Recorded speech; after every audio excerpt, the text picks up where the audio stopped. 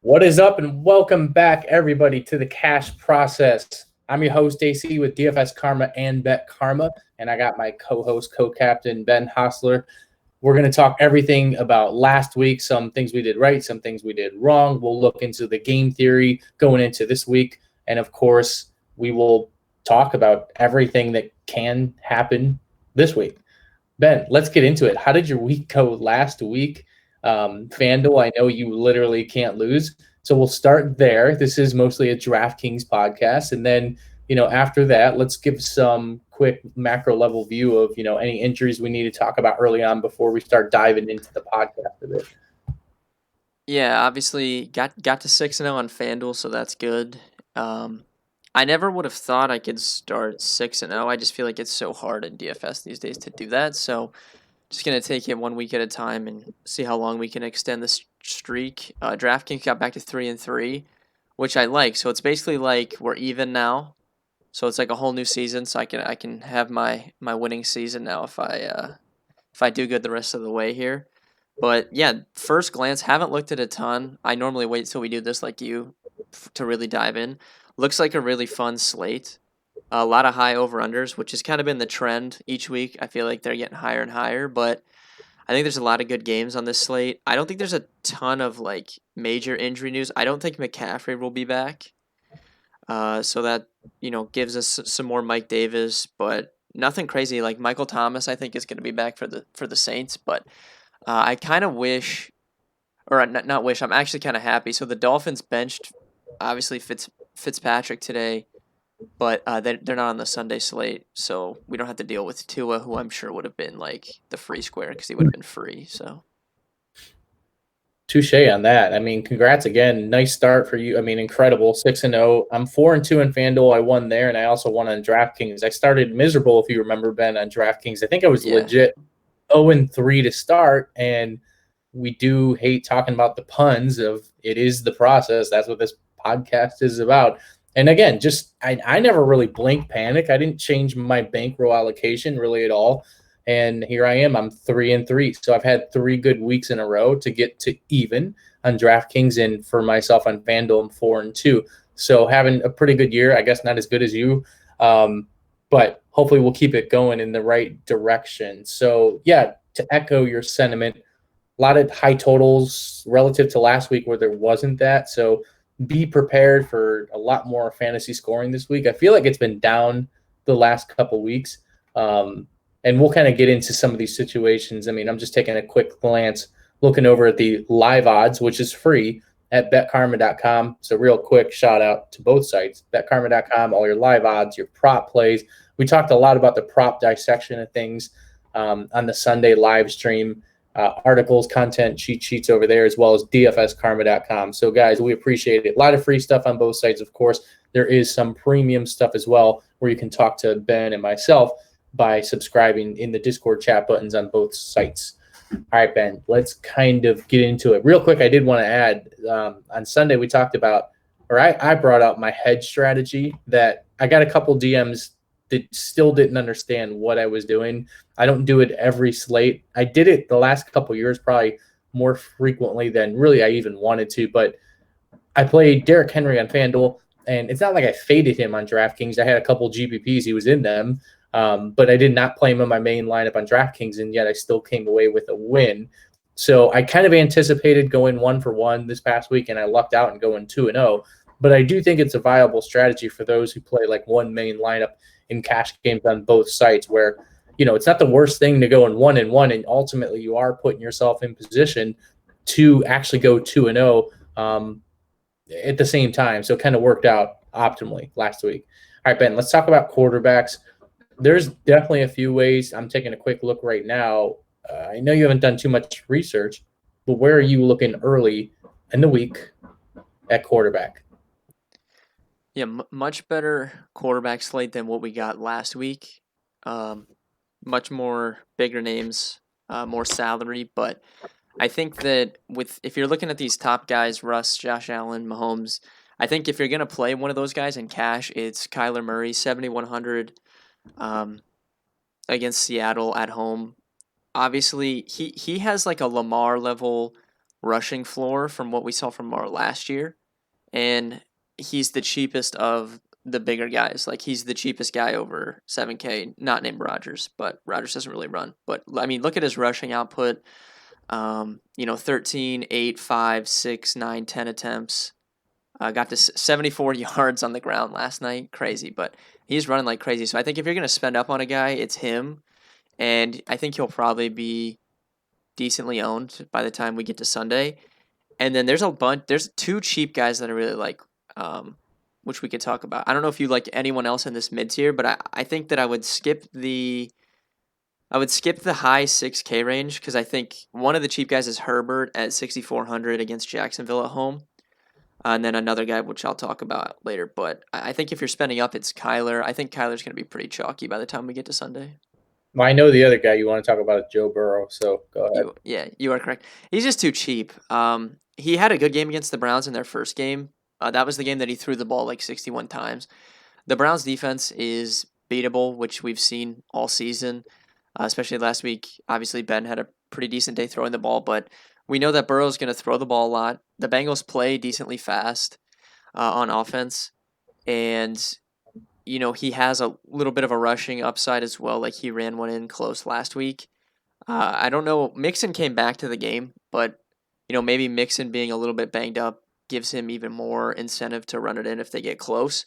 But 5,500 is just too cheap for Burrow's upside. So I do think he's in play on DraftKings for sure.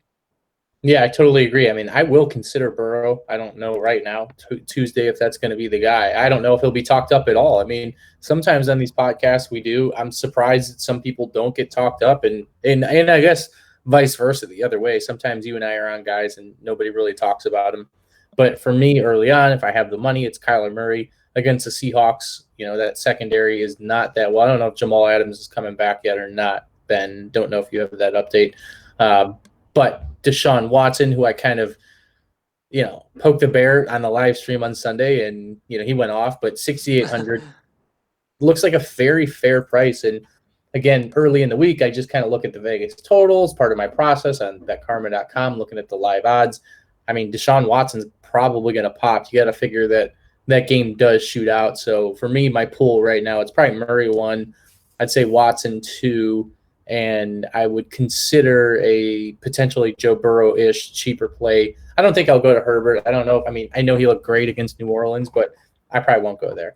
So that's for me early on this week. All right, let's go to running back, Ben. I think, wow, what a week. This was a bunch of landmines all over the place. I guess I made an absolutely terrible play, or retrospectively speaking, on Alex Madison, which obviously he was chalk, but that was just a bad play, I guess, when you really think about it in hindsight. Like, why didn't I play Derrick Henry? I don't know, Anthony. I mean, I have no answers. I played him on FanDuel. That's the only, easy out I can give myself. But anyways, a lot of good running backs this week, Ben. Why don't you start for us?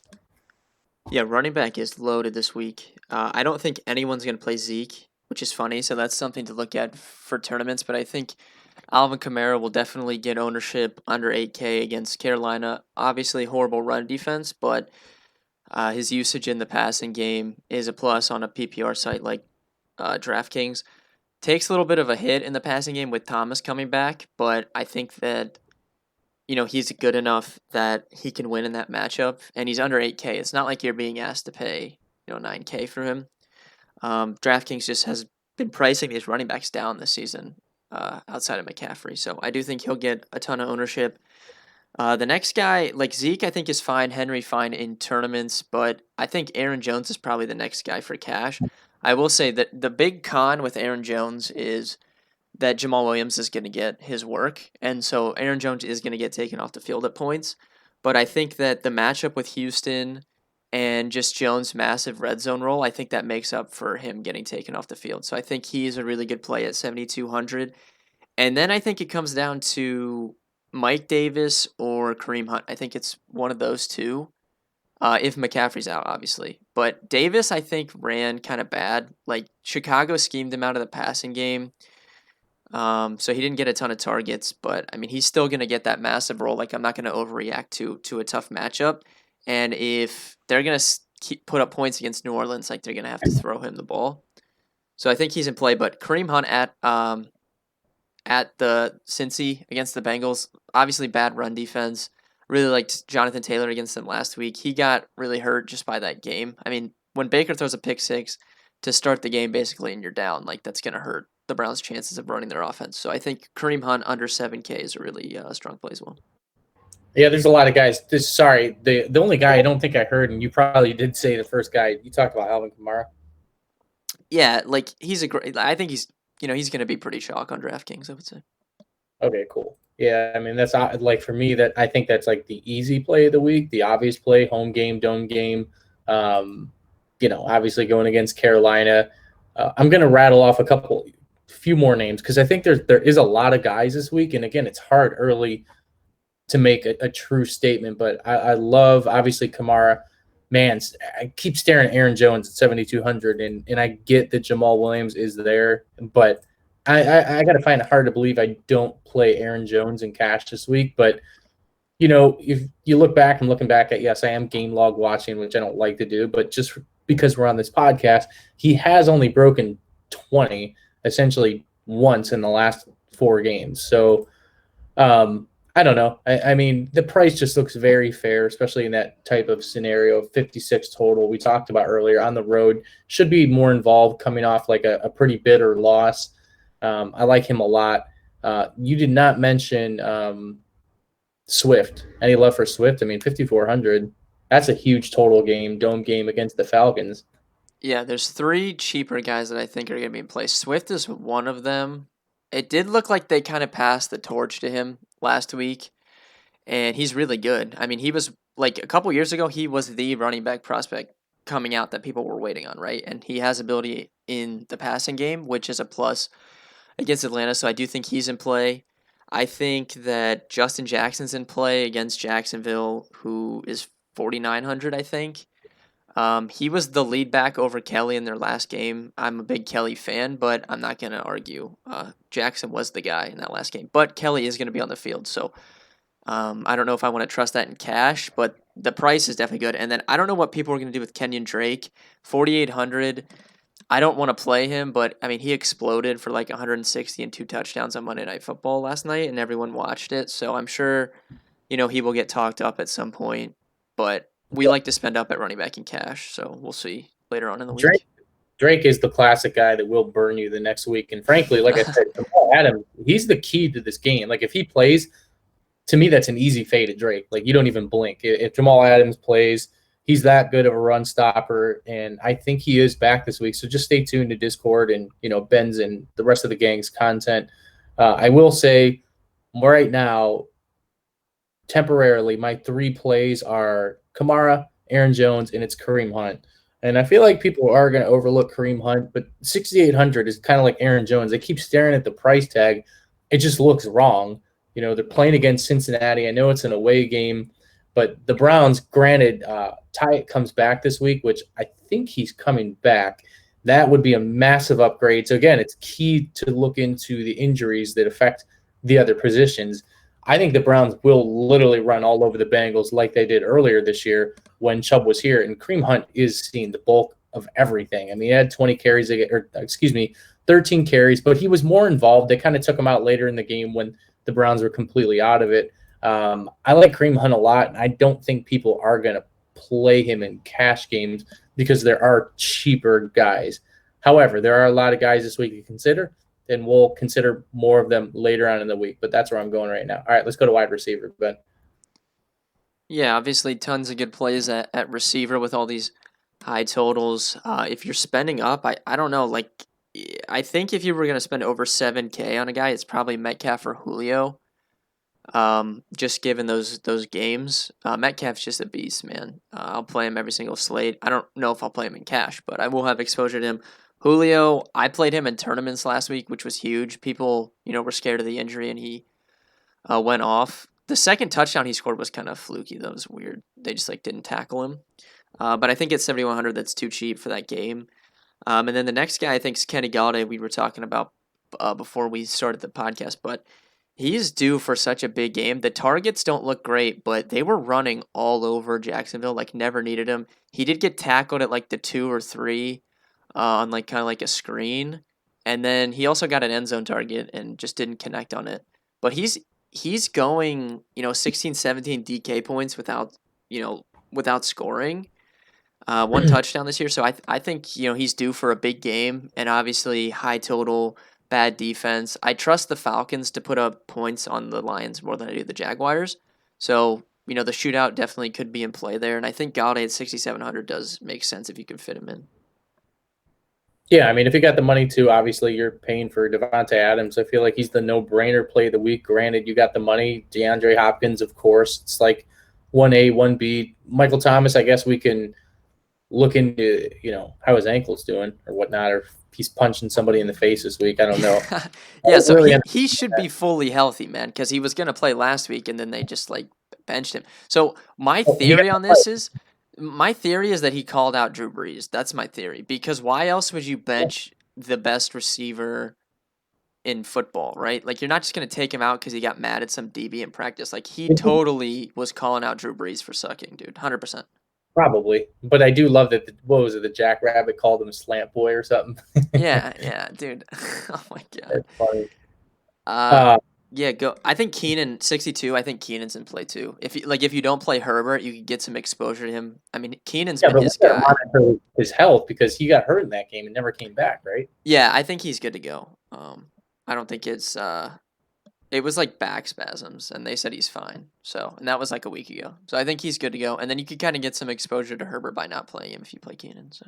Man, how about AJ Green? I mean, he had 100 yards last week. He's down, or 96, excuse me, 11 targets, 4,300. Like, I almost played him in one of my tournament teams, and I actually didn't have much going on in the tournament landscape. I had a couple good lineups at like min cash, but AJ Green, I ended up taking out of a lineup that would have helped.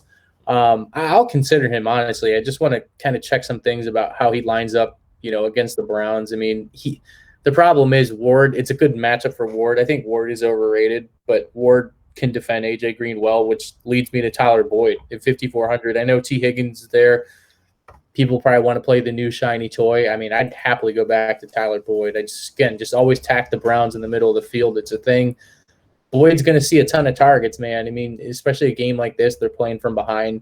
You should assume 8, 9, 10 targets at 5,400. You can consider him in cash games. Trying to think that there's anyone else kind of. I think like Deontay Johnson's probably going to be back, so that hurts Claypool. I'll be curious to see what people do with him because he was really chalky. And then McLaurin's at 58. McLaurin's a good play. Under 6K. He managed 14 DK points when Bradbury was on him the whole game. This is his best matchup he's gotten the whole season, and he's just really consistent. I think McLaurin's in play definitely at 5,800 as well. That's a great call. It's a great call. I kind of didn't overlook that one, to be honest, to start. I guess Kirk. Yeah. Kirk might be the cheap guy that gets ownership because he scored an 80-yard touchdown last night. Yeah, it's tough to go back to a guy that being to freaking 20-yard. I will say in the Claypool thing, I think this is a week if people are still zigging, then you just zag and get off the train. And it's not like he's not going to drop a 45-point game again. I mean, sure, could he drop 15, 20 points? I just don't know. Like you said, if Deontay Johnson's back, there's just too many guys. He's probably still great. Speaking of Johnson's 4,200, that could get some ownership if he ends up playing. Yeah, for sure. Damn, that is interesting, actually. Yeah, so there's a lot of guys. I mean, before we move to tight end, one last thing is the general consensus that Ben and I talk about for years on here is pay up for running back when in doubt, pay down at wide receiver into the mid-tier, and pay down to the cheapy tight ends. I mean, it doesn't always work, but it is the general philosophy we follow. And if honestly, I'm making a lineup right now, and that's exactly what I'm doing, and I do it generally every week. Once in a while, you have weird weeks and you can pay up at wide receiver or vice versa. All right, let's go to tight end. Yeah, tight end. I don't know, man. We don't want to spend up. Obviously, Kelsey, guys like that are really good plays. I was trying to look for a cheap guy that I like. I think that, Fells, if the tight ends are still hurt for Houston, Akins had the ankle or concussion or something, or maybe both. I don't remember. But if he's out again, we could consider Fells at 4,100. Just, I mean, he scored the last 2 weeks. Watson's looking for him. Other than that, I guess like if Jonnu Smith can't play, Anthony Ferkser looked really good. I know Pittsburgh's not really who I want to take tight ends against, but they did lose Devin Bush, and Ferkser like got a ton of targets. Man, he's 3K. I'm sure like if Johnny's out, he'll like pop in. Yeah. Projections would be my guess. Tight end's literally the last position I fill in generally every week, and I will try to pay down if possible. Right now, if you have money, and it's not even like it's that much. I mean, I like Hunter Henry a lot. 4,500 for him. He's just like guaranteed to get like 9 to 10 points, which isn't even really hitting value. But like these days and age in tight end land, I mean, man, there's a premium just to get like 10 points, which is quite comical. I probably will not be on a big slate like this paying up for a Kittle. Or even for a Kelsey, although I think the whole Chiefs lineup is an amazing GPP play. I just don't think many of them will be played in cash games at all, just the way that it's kind of shaken out right now. But totally agree. Tight end, you got to wait on some injury news later in the week. In something, I'll just leave you with this too, is a way that I make decisions. Like when there are multiple like tight ends that's just kind of cherry pick from, I tend becomes available, I'll just pick a guy that honestly is like in a high scoring game, as lame as that sounds. And I'll talk about a guy like Hayden Hurst. Like I doubt this guy is going to be played in cash games. And frankly, I don't know if he should be, but I'm just saying, even if you don't have 4,500 to get to Henry or something, like why not play a tight end that is in a game with a 56-point total? You can't really go totally wrong thinking about things objectively like that. So that's how I tackle some of the tight end plays. All right. You want to finish up at defense? Yeah, I think as of now, if I had to submit a cash game lineup on Tuesday, I would just play Washington 2,500 at home against Dallas. Obviously, Dallas has a banged up offensive line, so I would think that's probably a pretty easy defensive play for cash. Yeah, that's a good one. I mean, Browns are in play this week at 2,800 against Burrow, who will throw 50 times, and he'll probably have 2 picks and 2 or 3 sacks. So even if since he scores 14, 17, 20 points, I mean, the Browns should still come away with a nice chunk of points there. Other than that, you probably could consider Atlanta too as well. But yeah, I love your philosophy in Washington. Like they got the pass rusher, Dalton. Obviously, we know he's going to throw a pick, so it makes a lot of sense. Anything else that does it? No, I think we covered it pretty well. All right. If anyone, again, you made it this far, appreciate it.